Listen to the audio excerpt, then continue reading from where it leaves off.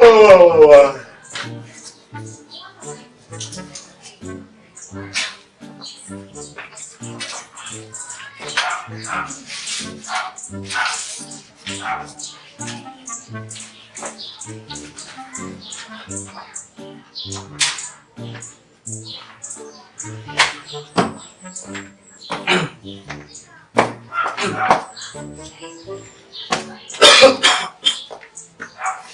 Dad?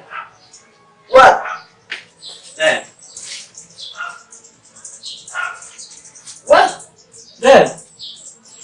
Again? Well, you see it's like this. Like what? It's not easy to explain, Dad. If it isn't, then come back when I'm through with the paper. Until now, Dad, I need money. Need money? What money? Well, you see, Well, you see, I'm busy. I need money. Need money? Aren't you working already? Yes, but it isn't enough. How much are you earning? 18,000, Dad. 18,000? Why? You're earning as much as your father. You don't understand, Dad. I don't understand. Don't understand me, Dad.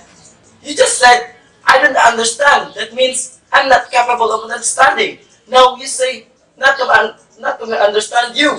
Meaning, I'm capable of understanding pala. Make up your mind, Roberting. You see, Dad, what I'm driving at, I want my own allowance. You want your old allowance? You're working and earning 18,000? You don't pay me a single centavo for your board and lodging in my house, and now you're asking for your old allowance. I have so many expenses, Dad. How much have you got saved up in the bank? How can I save anything? So, you have nothing in the bank? What gifts do you give to your girlfriend? I, Flowers? 200 and 300 flowers? When I was courting your mother, I used to give to her money or balloon.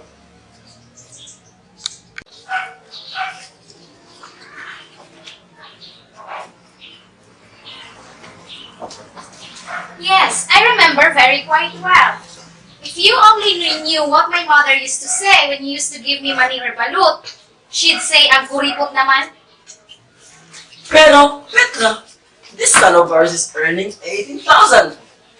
He doesn't give us a centavo for house expenses. And on top of that, he's asking for his own allowance. Where in the world you have heard such a thing? I know a place where children work and don't give their parents any money, and yet still ask for their allowance. Where? In the Philippines. Aba, how ilustrada you are, Petra. And you're not going to get any centavo. But mother, If you have no money to ride in a taxi, go take a jeepney. jeepney? To visit a girl? Ay! I what? huh? Francisco, Huh? I'm calling the servant. The montess with that servant, having the same name of the owner of the house. I'm going to kick her out soon. He broke your plate again. Again? I don't know why he always breaks my plates. He never breaks your plates or Roberting's or Nana. No, he breaks only my plates.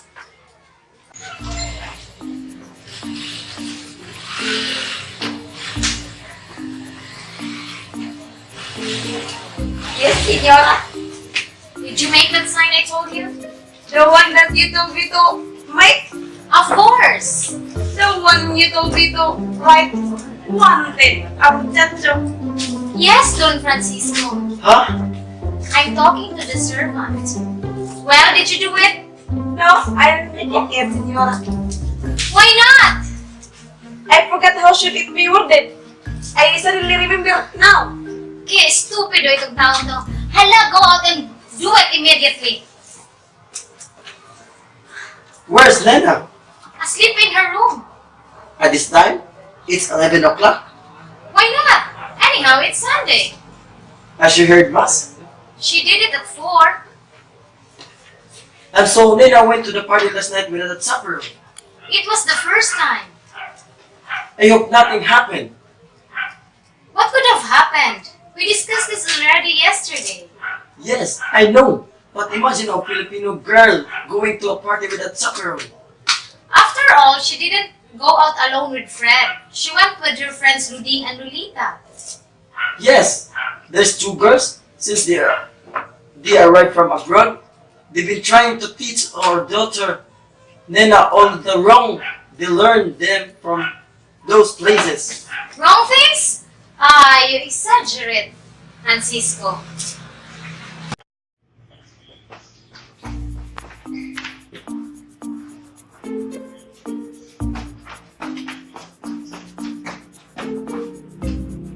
Are you through with that so soon? I finished it last night, Senora. Last night? Yes, but I forgot to replace it. Stupid o yung tao to. Let me see it. Wanted, muchacho. Alright, hang it there at the door.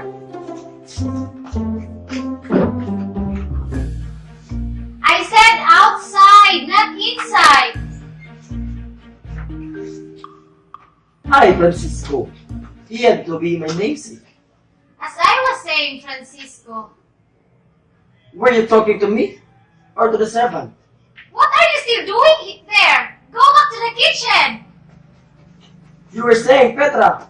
As I was saying, I think you're being very unfair to Nana. After all, she's grown up. Petra, my dear, virtue is ageless. I know that, Francisco. But chaperoning is rather old-fashioned. Old-fashioned? Maybe in some other civilized countries? But isn't the Philippines civilized? In many ways, yes, but in some ways, it's uncivilized. Ay, Francisco, if Saturnino Balagtas, our great patriot, should hear you now. Where did you get that idea, Balagtas? First name in Saturnino. You mean Francisco? Saturnino, Francisco, both ends in O. Yes, that's why when you call my name, Francisco the muchacho rushes in. Anyhow, our women can take care of themselves. Are you sure? Especially if they're educated. For instance, our Nena, in her senior year in education in University of Santo Tomas, she's even taking course in home economics. I suppose that makes her immune from only moral faults. Moral faults, Francisco. Ay, ka-exagerada naman ito. No, what I mean is that she is better educated and more enlightened to take care of herself. Desperita naman. You don't say the point. Education, even a university education, with all the letters of the all alphabet after I graduated, is named AB, BSE, LLB, PhD, HIV. Training the mind is not training the heart. But if the mind is trained, why the heart will be ruled by the mind? No, Petra. If a person is intellectual, it doesn't pro ipso facto make his moral. Ipso facto, that's very deep naman for me, Francisco. It's very deep. Our daughter Nena will fall deep water if you don't watch out. Ay, you're so apprehensive naman, Francisco. Did you call me, Senora? Who are you? Yes, Senorita. I'm married to the senorita. Therefore, I'm not the senorita anymore, but the senior. Understand? Yes, Senorita. I'm going to change your name from now on. Be called Francis. Francis mo? Yes, Francis. Understand? Why not Paquito or Paco or Francisquito? Because I don't want it. So get out.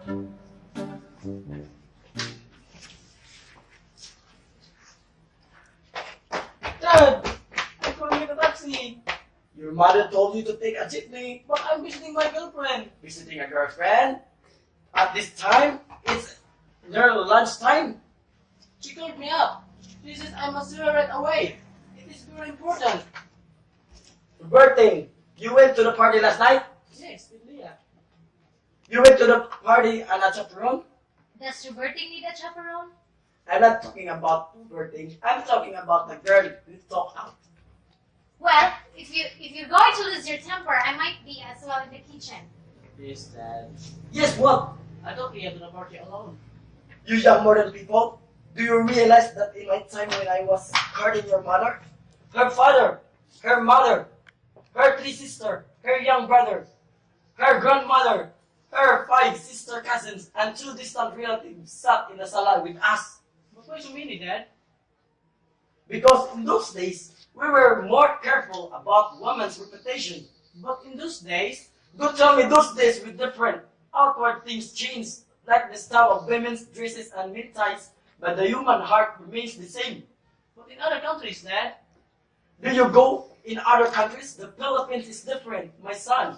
Our climate, our traditions, our innate psychology, all of these are people different from foreigners. but my girlfriend has studied abroad. Colombian University pa. Filipino girls who studied in different countries acquire the outward customs and mannerisms of people with traditions and temperament different from ours. Filipino girls can't easily change their temperament. It is inborn. Somebody's at the door. Francis! Francis! Francis! Who's Francis? Servant! I give him a new name, Paquito or Francisquito. Yes, señorita. No, my son is reverting. Here's the señorito. But I'm not the senior. See, who is knocking at the door? Tell him to sit down.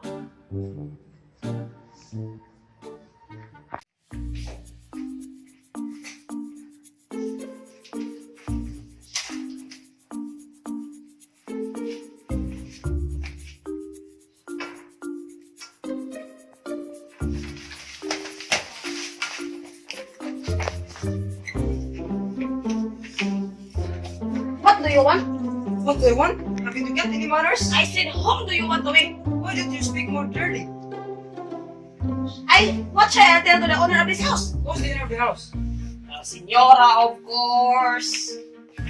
Tell your senora I want to see her. Which senora? How many senioras do you have in this home? Senora Petra, Senora Nina. Gago. Call Senora Petra then. Amasik. Get some cigarettes.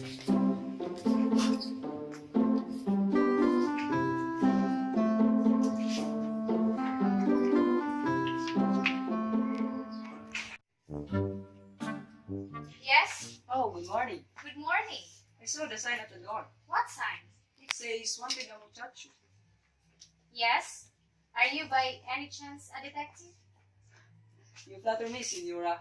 A girl told me that I am very good looking. Really? That is very interesting. Women sometimes tell the sweetest lies. Do you mind if have a seat? Of course, I don't mind.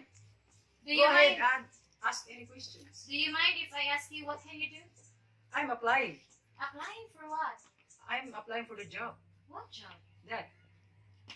Oh, you mean Yes, that's what I'm offering my services. you wish to work here as a muchacho? I wish you wouldn't be so insulting, senora. But I want to be what they call in Europe a mayordomo. A what? A mayordomo, you know? Oh, you mean Yes, that's what I mean. well, for a minute, I mistook you for a haciendero or a movie actor. That's right. I don't look like a muchacho or mayordomo.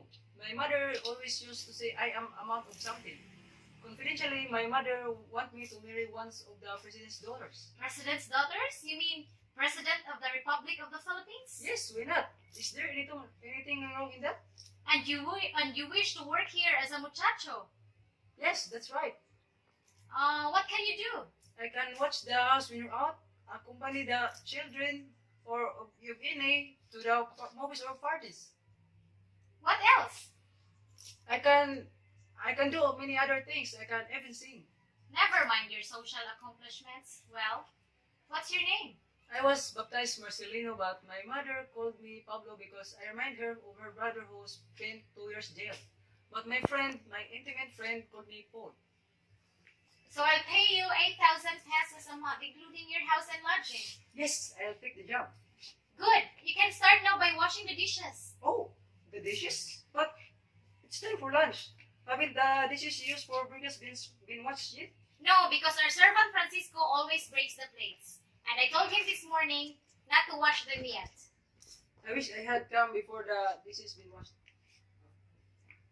Alright, ask Francisco for further instructions.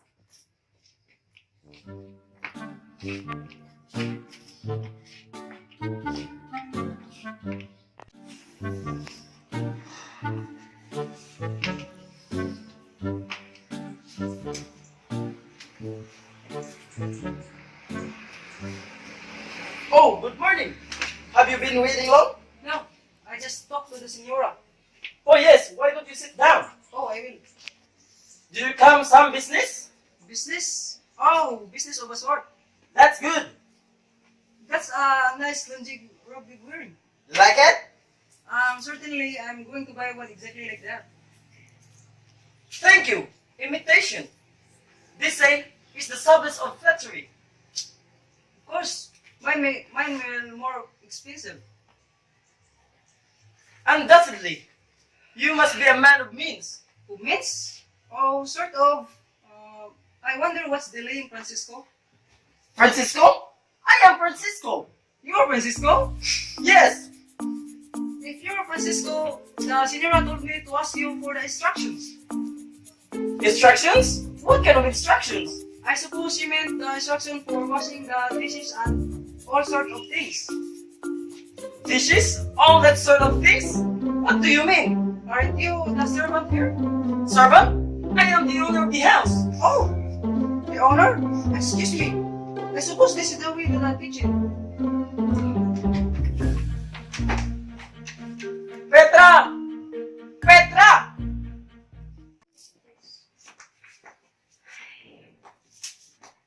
Oh, hi. Just go. Where's the Sunday paper? So you're awake. How was the party last night? So.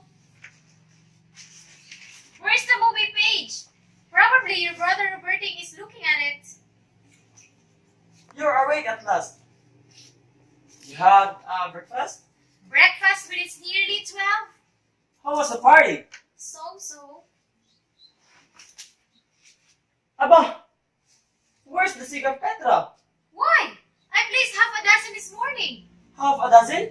I've smoked only one so far. I wonder. I'm wondering too. I'm sleepy. Wait a minute, Nana. Sit down. What is it, Father? So you went to the party alone last night? This Francisco naman. I told you she went out with Fred. Anyhow, that's the first and last time you go to a party on Chaperon. But there's nothing wrong, Father. I am an educated girl. Yes, Francisco, can't you see? She can take care of herself. She's educated.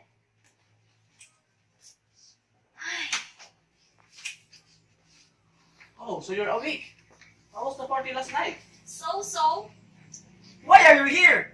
I couldn't get a taxi. No money. I told you to take a jeepney.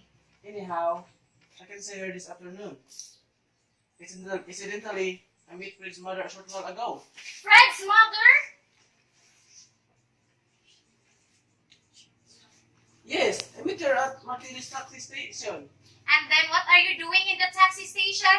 Trying to get a taxi on credit, I suppose. Anyhow, Fred's mother, What about her? she said she was coming today. What for? She didn't tell me. Fred's mother? Yes. You mean young fellow Nana went without a last night? Yes. Dad. Did she say why she was coming? No. But she censored at me. In fact, she censored at you too. Dad? At me? Yes. She said, tell your father Kiko I'm going to see her. Him. She called me Kiko? Yes. Didn't she say Don Kiko at least? No. She simply said Kiko. Aba, The dinner is served. hoy, don't shut that loud. Who's he, mother? She's the new servant. I mean, the new mayordomo. Mayor what? The new servant.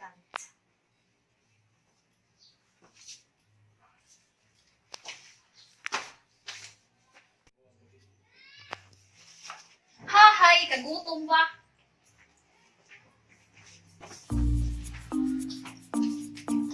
So tired.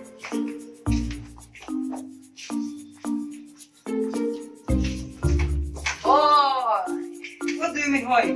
My name is Pablo. You can call me Paul. My name is Frances. The senior calls me Frankie, but I'm prepare pa dito. What do you want? The senyora wants you dito. What for? Of course, to wash dishes. That's your job. I'm not a muchacho. I'm a mayordomo. Inentyo. Sinasay na to window. Wanted na muchacho. Yet why? Then, you're like a muchacho to me. I want you to know that I am not a muchacho. Then, huh? You're like a common muchacho to me. Don't with me catch you using that word again. Paano? What are you two still doing here? Don't you know we're already eating?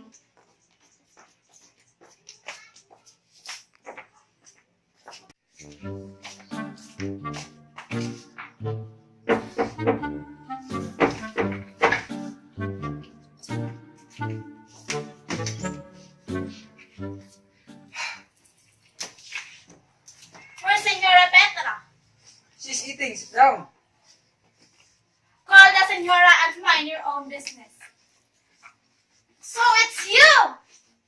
You working here! How much have you earning? Che! Why?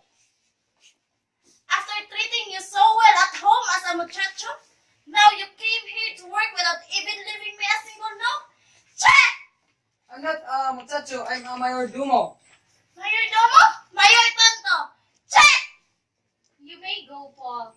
Paul! Good morning. You wanted to see me? Yes, you and Petra. Won't you sit down? I'd rather remain standing. This? This is your son, Fred? I imagine. Don't imagine he's my son. Ah, so he is your son. Certainly he is.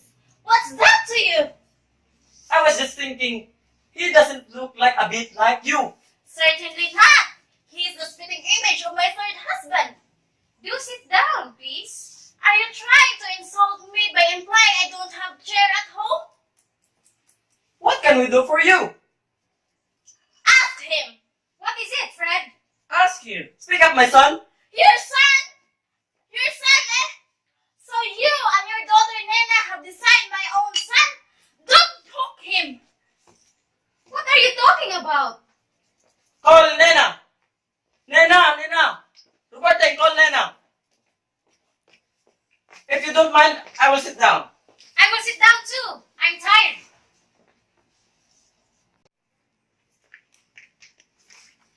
Nena, this lad wants to talk to you. Tell her. Tell her what? What's the mystery all about?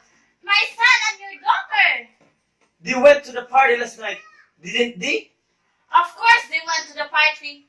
But how did they go? Your son has a car? Maybe they went in his car. Of course my son has a car. And it's all paid for. But that's not the point. What's the point? That's what I came here to find out. Nena, what happened? Happened? Yes, last night. What happened? I'm asking you.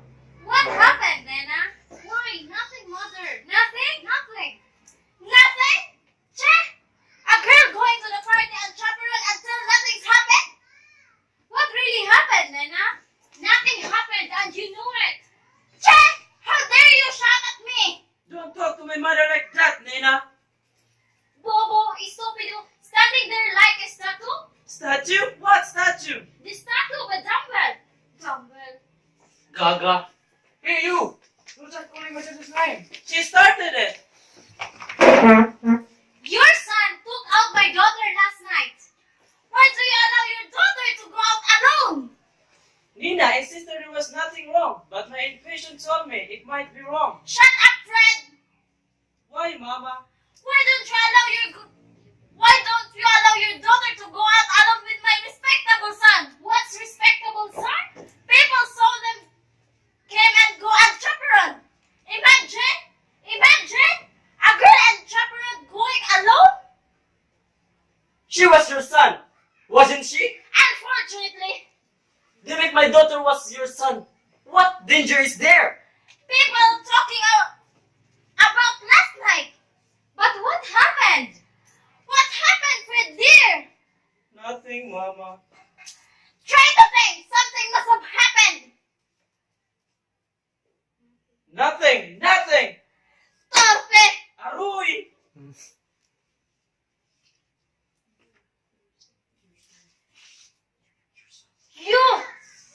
You son of my third husband. Why don't you tell nothing's happened? I've been trying to tell you since this morning, but you give me no chance. You mean to tell you, Cameron and Race, all these rumors mean nothing, absolutely nothing happened. Well, I'm not too sure about absolutely nothing. Besides, I am very careful. Yes, very careful of my son's upbringing. Your son? Your son is very stupid. My son's stupid and definitely. As stupid as you are. As me and precisely. It's your fault. What do you mean, my fault? Dumbbell. I slap your face if I weren't a gentleman. I slap you even if my mother says I'm not at the time. Hey, don't you dare touch my son. You can have that human jellyfish coming here to say might have happened. You should advise your daughter to stop going to parties and chaperon. People gossip and including my son. Mind your own business. Tell your son to stop looking dumb. Che! I never saw such people. Get out of here before I call the police. The police, Mama, the police. We're going. Che! Paul! Who's Paul Petra? Yes, Don Francisco. Kindly escort these people, Paul, to the door. Roughly. Paul, roughly. Daniela! I suppose you intend my muchacho to come here.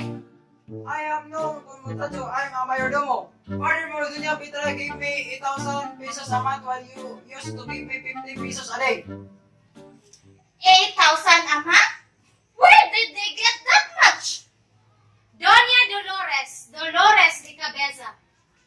8,000 a month? Check! Check! Check! Can you imagine the insolence? That's what Nena got out on Chaperon. I was already telling you, Petra. How could I know all this Dolores coming out here and make that awful fuss? You want me to break Fred's neck? You should have done. Then when he was there, the muscle reflexes all the tardy. Working, my son. Che! Don't cry, Nena. It's over. Making all the fuss for nothing. The truth is I quarreled with Fred during the party and left him. Left him? Why? Where did you go? I go home with Lolita and Luding, and then Fred's mother had been insisted her son, and then she said, and Ay, eha mia! Go and now and let them be as to telling us. Listen. finish eating, Robertine. Incidentally, Roberta, I hope nothing happened with your last night. Last night? You went out with Leah? Yes. But nothing happened, I think. You think? I escorted him out of the day, Senora. What do I do now? You may wash more dishes. Huh? Boy! Where did you get that cigar? Huh? Somebody give it to me. Who? Francis, Senor. So, Mayordomo smoke cigars? And honor kicks Mayordomo out? Oh, you're good. Mayordomo, Yabang. Get back to the kitchen, Francis. I am still a servant, Senora.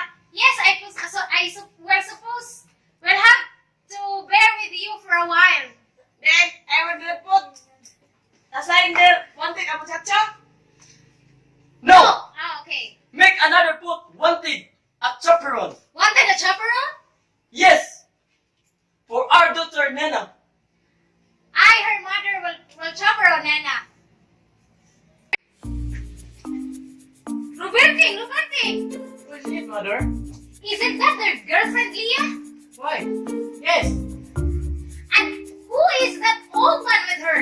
That's, Mr. Pada. And he's carrying something. Yes. Yes. It's like a gun. Tell him I'm out. Ay, Petra, we need to Chaperon.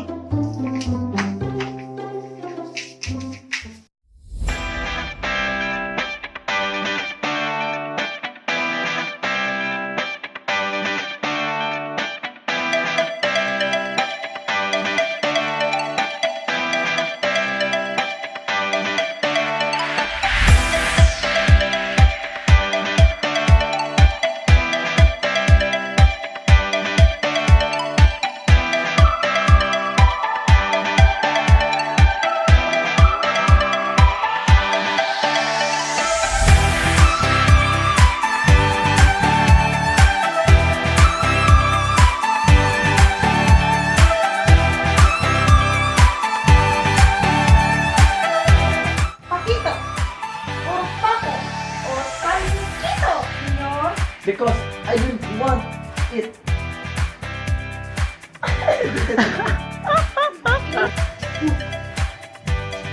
What do you mean, hi? Your son are you and yours daughter nila?